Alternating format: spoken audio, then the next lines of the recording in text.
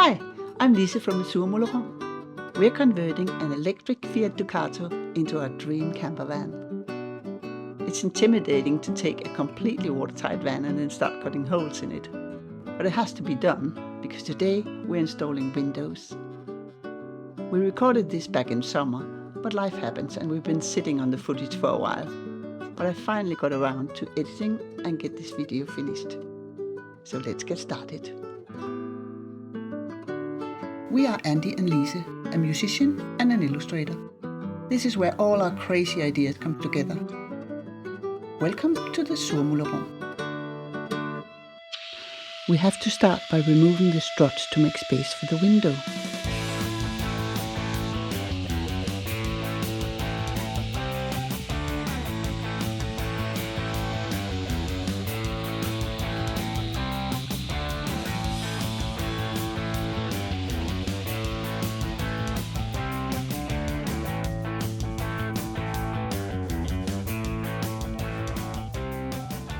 They are glued on with foamy glue, which is relatively easy to pry off.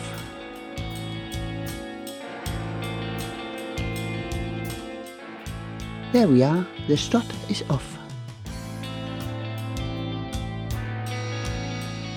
After marking the placement of the window, we drill small holes about 10 centimeters from the corners. These are only for showing on the outside where the window will be.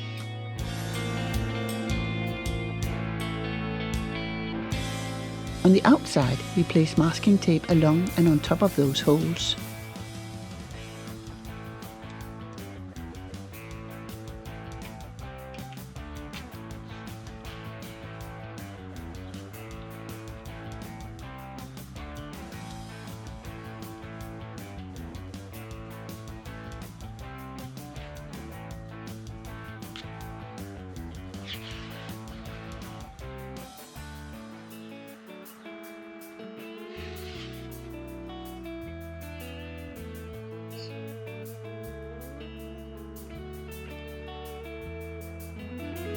We also cover the corners with masking tape so that we can mark the rounded corners of the window.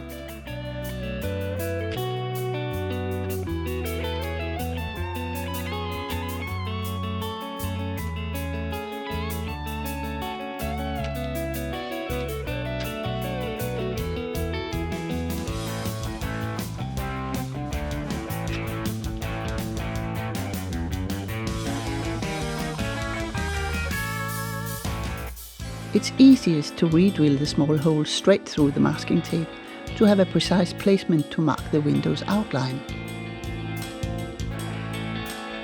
I drew a straight rectangle for the window size right where the holes are.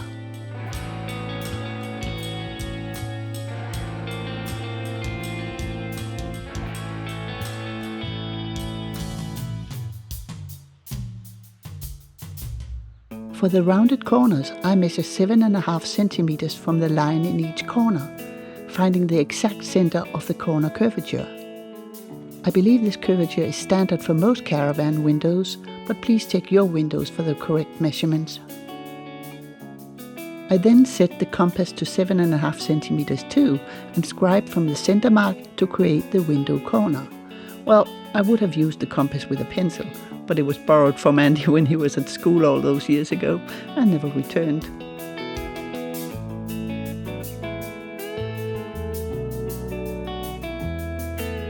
And there we have it, the first window cutting line.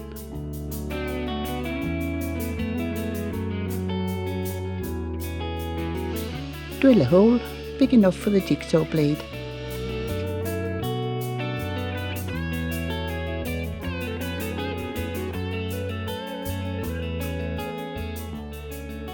We are using a jigsaw blade made for steel and going very slowly, especially around the corners.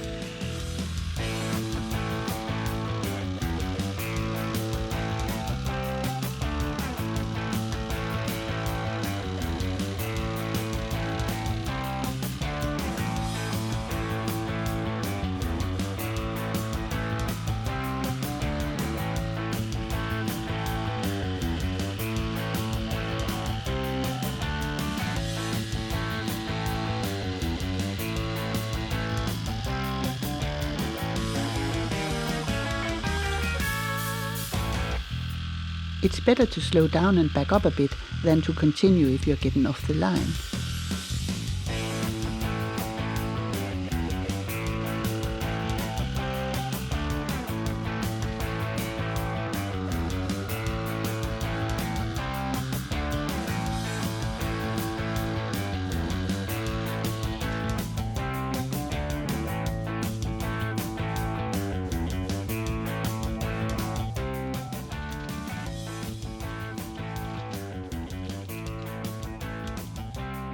Ooh, this is terrifying and exciting at the same time.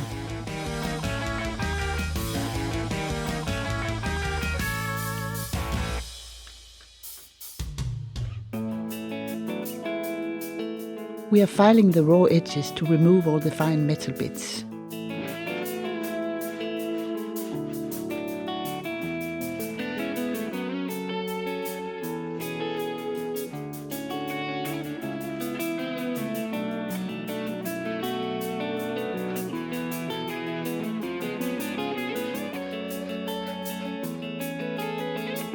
Then painting the edge with hammerite to avoid rust forming on the edges.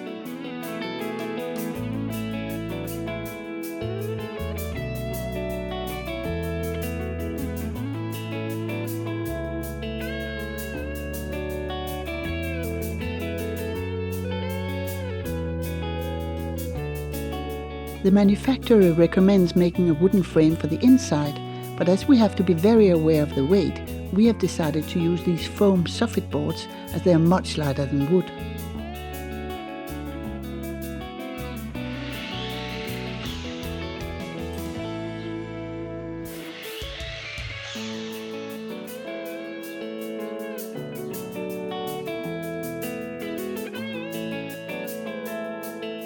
We are doubling it up for thickness and glue them together with super glue.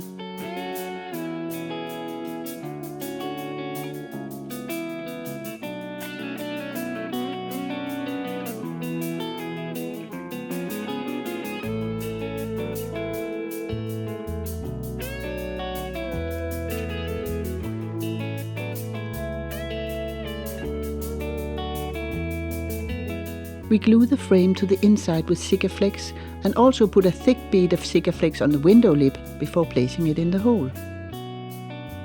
On the other windows we used white Sikaflex as it's much easier to clean off the white van. I press on the outside while Andy plays and screw in the clips on the inside. You'll have to imagine that bit because we forgot to film it.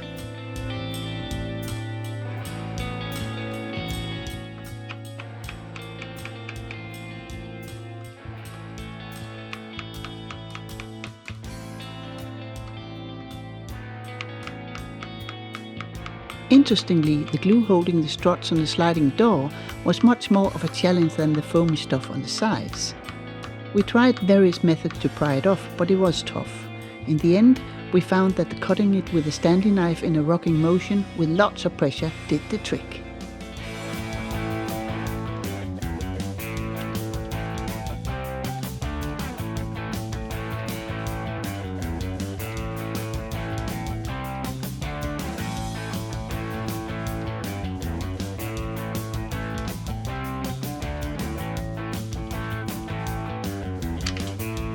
Yes! Then we need to cut the struts off, top and bottom. Andy hammered a piece of thin plywood up between the strut and the door panel to avoid cutting too deep. That did the job nicely.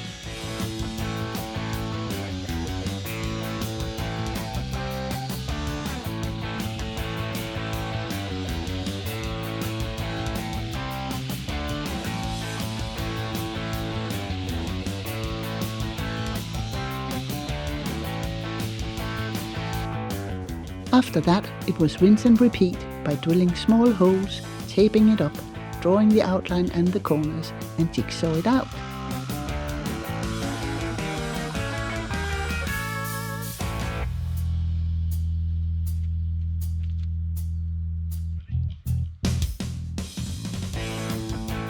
Then filing and painting the edges before fitting the sliding door window.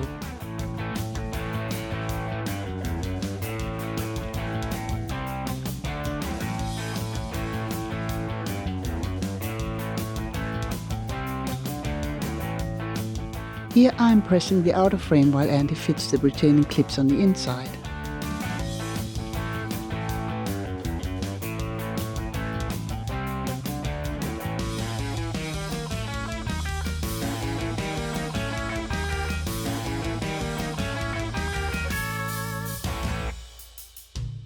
We have one more window to fit behind the sliding door. For now, we have the sliding door window and, oh yeah, we also removed the bulkhead. We also forgot to film that. And then we have the right side window. And later, 2 windows in the back doors, but we are still waiting for those. The rest of the van is pre-insulated with closed cell foam, and there is the wool to go on top. We also have the new seats waiting. That will be in the next video.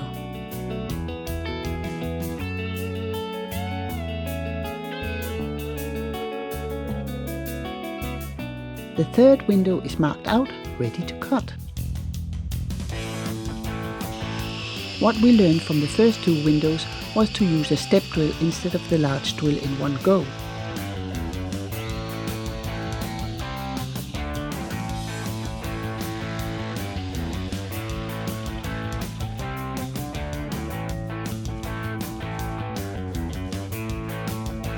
We also learned that to avoid the metal flapping while cutting, it was better to tape up the cut as we go, both on the outside and on the inside. This way it is much easier to cut the rest of the hole.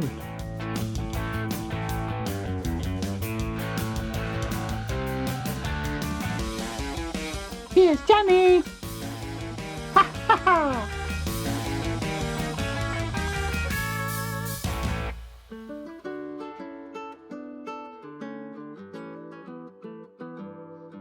Thank you for watching.